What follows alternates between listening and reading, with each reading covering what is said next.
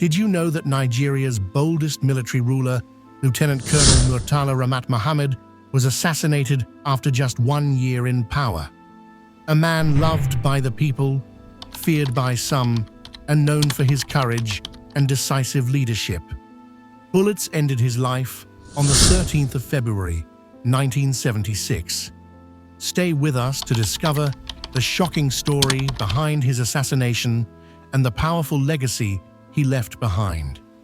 Murtala was born in 1938 in Kano State, northern Nigeria. He grew up during the final years of British colonial rule, witnessing the struggles of ordinary Nigerians. He joined the Nigerian army and quickly earned a reputation for discipline, courage, and integrity, rising steadily through the ranks. By 1975, Nigeria was politically tense. General Yakubu Gowon, who had led the country through the 1967 to 1970 civil war, had been in power for 8 years. Many Nigerians were frustrated by corruption, slow reforms, and inefficiency in government. In July 1975, a group of mid-level and junior military officers staged a palace coup that removed General Yakubu Gowon from power. Among the officers involved were Colonel Anthony Ukpabi Ochefu, Colonel Joseph Nanvan Garba, Lieutenant Colonel Murtala Mohammed, and several others. Colonel Joseph Garba, then commander of the Federal Guards Brigade, played a critical role by announcing the success of the coup on national radio and giving the public the first confirmation. After the coup succeeded, Lieutenant Colonel Murtala Mohammed was appointed head of state, with General Olusegun Obasanjo as his deputy. Murtala immediately set out to reform Nigeria with bold and decisive policies. His reforms were sweeping. Within months, he purged corrupt officials, modernized the civil service, and demanded accountability at all levels. Airports, roads, and public institutions were improved at an unprecedented pace. The people admired his courage and called him the man who dared to change everything. But Murtala's reforms created enemies. Some politicians, civil servants, and military officers who thrived under the old system grew restless. One officer, Lieutenant Colonel Buka Suka Dimka, had personal grievances. He had been transferred and demoted and felt blocked in his career. Dimka became a central figure in the tragic events that followed.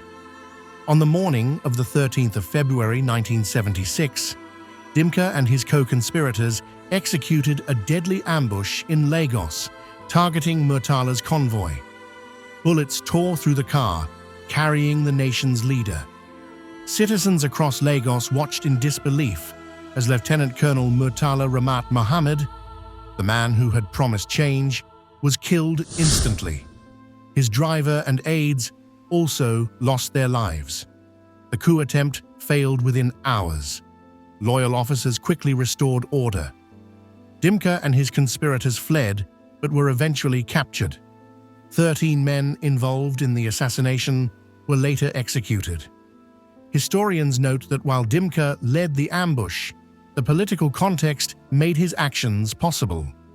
Murtala's rapid reforms threatened entrenched interests, and some powerful figures in the military and civil service may have quietly welcomed his removal. The human cost was immense. Families across Lagos, Kano, Kaduna, and beyond mourned a leader who had inspired hope. Soldiers and civil servants struggled with loyalty, fear, and uncertainty.